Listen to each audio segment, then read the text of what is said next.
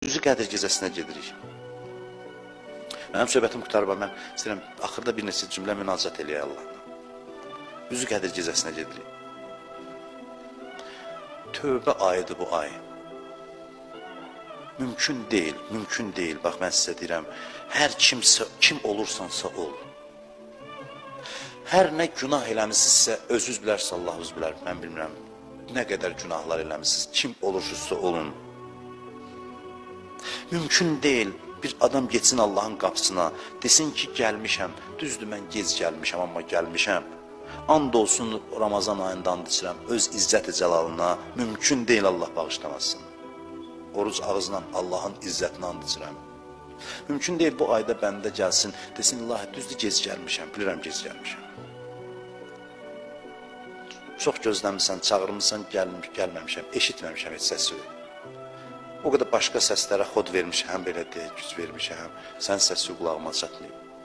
Sən hey fəryad eləmişsən bu səslərin içində, mənim bəndəm yanırsan, yanarsan, gəl mənə tərəf, gəlməmişəm.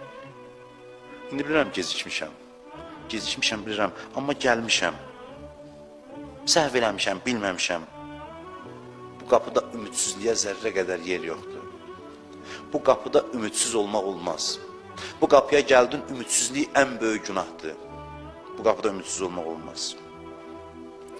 Bu gecələrdə cavab müsbətdir.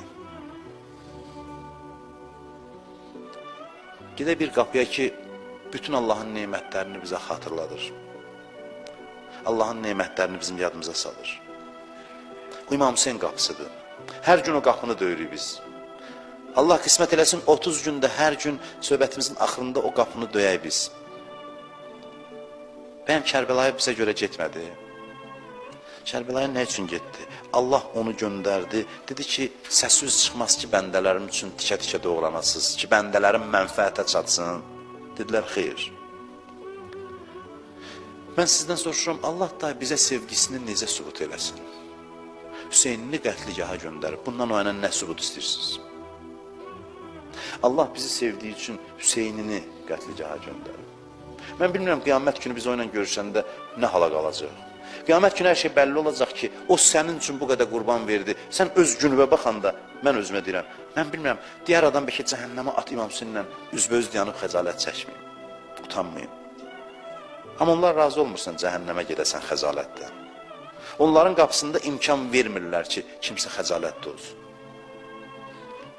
Qəlbinizi açın, Allahla danışın. Münacat məqamıdır bu. Mən bilmirəm, hər an özünün öz deyəcək sözü var. Mən sadəcə kömək edirəm sizə.